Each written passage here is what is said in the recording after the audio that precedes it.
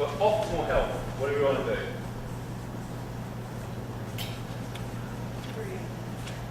Yeah, breathe. Yes, someone paying attention. Thank you. Optimal health. First thing we're going to do is increase energy with all the stuff we talked about.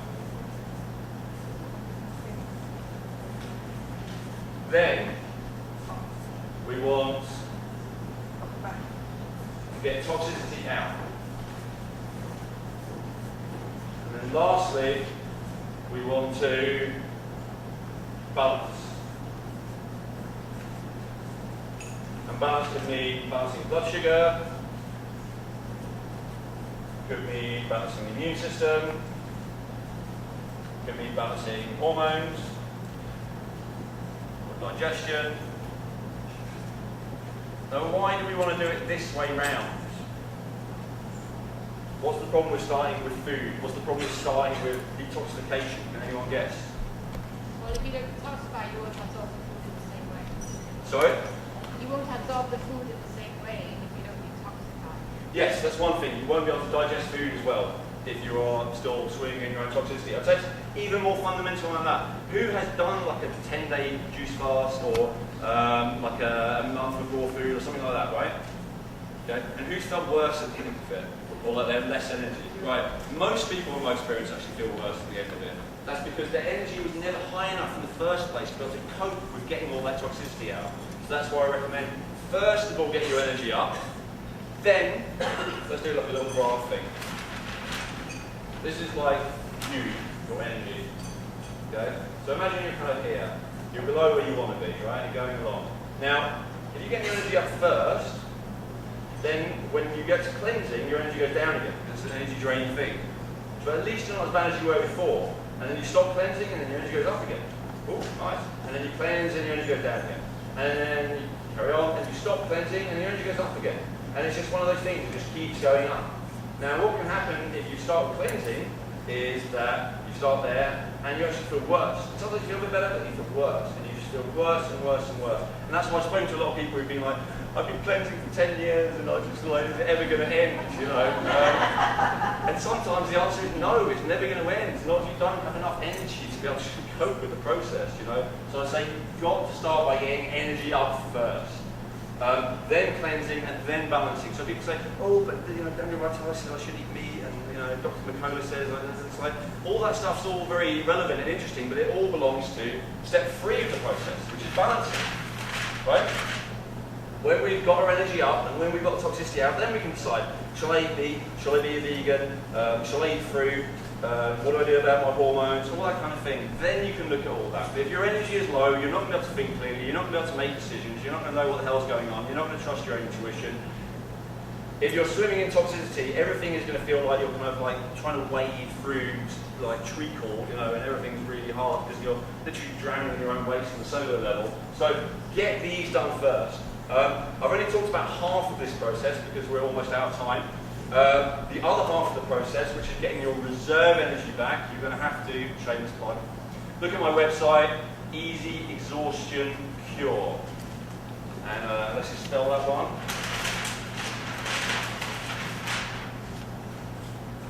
This is my favourite thing ever. I'll just briefly talk about it. So this is about getting your reserves back again. Your everyday energy just wasn't enough, and you became more and more drained. If you're one of those people who's very passionate and dedicated and you want to make the world a better place, but you just push yourself so hard, until eventually you just kind of collapse or feel like you could almost collapse, it's because you've run out of your reserves. And then unfortunately all the raw food and all the cleansing in the world often doesn't help much. So we want to get that back up. That's what that program's all about. Pretty sure there's free stuff on there. There's loads of loads of free stuff on my lionherbs.com as well. Sign up to that. It's ridiculous. I just can't help but give things away. And this program, I can't remember what it is, but it's got tons of bonuses by Shazzy, by Philip, by like pretty much everyone in the raw food world, because they're all quite dedicated to it. And it even comes with a free coaching call as well to help you implement it, because I think implementation is so important. So if you want to get your reserves back up, then there's that. If you feel like your reserves are good, you've never really repeated yourself, you've never been overly stressed and all that, then all you need to do is stuff we talked about before. Good nutrients, good digestion, good breathing, good air, done. and then the process of getting that toxicity out in a sensible way once your energy is up, and starting off by clearing the way that it leaves your body, because obviously if you're releasing a lot of toxicity into your bloodstream and then it's got nowhere to go because it's like plugs everywhere, then you're going to feel awful, right? So let's clear the way first. Okay, I'm pretty sure, are we almost out of time? Right, questions? It seems crazy here the 70% of our detox is air. Yes. And where did you get that from? How come we have such? I don't know why no one ever said that. It's carbonic acid and carboxylic acid. Those are the main wastes that we deal with. Obviously, they're a different quality to our fecal matter, but they are still waste products that you need to get out of the body. I'm pretty sure that any medical textbook, every person I speak to about this who is like a qualified doctor or a qualified nutritionist or sports therapist or whatever, instantly agrees with me. And then I say to them, why don't you emphasize that? And they're like, I don't know. I don't know why people don't emphasize it. I think it's because of the thing I talked about before, the little me. When we talk about breathing properly, that threatens our feeling of identifying of our tension. When did I find out about it? By looking for those textbooks.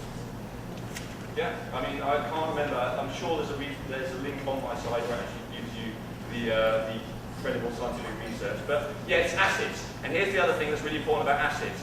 The more that our acids build up, because we're not breathing out properly, the more you need green juices, alkaline foods. Can't even cope with a nut without being too acidic. All this kind of extreme stuff. You need alkaline water. All this kind of alkaline movement, which I do fully support, and green juice is great and all the rest of it, but we shouldn't spend the rest of our lives in a state where if I miss out on my daily green juice, I feel like I can't cope with life, which is what a lot of people get into in this movement, So it's really a matter of dealing with the root of the issue as opposed to dealing with the symptoms. And acidity is a symptom, and the root of it is basically improper breathing and the fact that the kidneys have got weakened as a result of dealing with all this excess acidity. So strengthening the kidneys, the kidney organ system, which relates to the brain and central nervous system, which relates to the reproductive system, which relates to the adrenals, which relates to the bones, joints, and tendons. That's all this program. Anyone else? You said tea robs your gin. What's wrong with tea? Tea contains caffeine. Caffeine, the way that all drugs work is basically, the way that all stimulants drugs work is that basically they are poisons. Admittedly, sometimes mild poisons, sometimes they come with other beneficial phytonutrients, like red wine comes with resveratrol, and cacao comes with, all good stuff in there, like magnesium. But still, nonetheless, the bottom line is, the way that a stimulant works is by releasing adrenal energy, by using up Jing. Okay, we're using up that energy. Now, the interesting thing about Jing, which we don't have time to get into in any detail, is it is like that peak experience energy. Any time that you feel really, really good, that's Jing. Okay, so sexual activity or any kind of initiatory activity or anything where you really push yourself to the limit, that's Jing, and that feels really, really good. As Jing is leaving your body, you feel really, really good, and all ecstatic states are Jing leaving your body. That's not to say to never have a good feeling or an ecstatic state, but that's to say that to use a stimulant to artificially create a peak state just to get through half an hour of your boring office job that you take anyway probably isn't the best use of that energy. And it would be better to actually save that energy for those times when you can truly enjoy releasing it and experiencing it. So it's not like there's something wrong with tea full stop, It's not like there's something wrong with any drug. But it's a matter of context. You shouldn't need it to get through the day. And the only reason we do need it to get through the day is because we haven't got enough of that everyday energy. Does that make sense to you? Anyone else? Are there foods that support energy? Yes. Not massively. Let me just a couple. Really what you want for Jing energy is mainly herbs, which I see with so many health food stores in Toronto. It's ridiculous. I love it here. Hoshiwu, Shizandra, and I've got to prepare them. These are like my top three.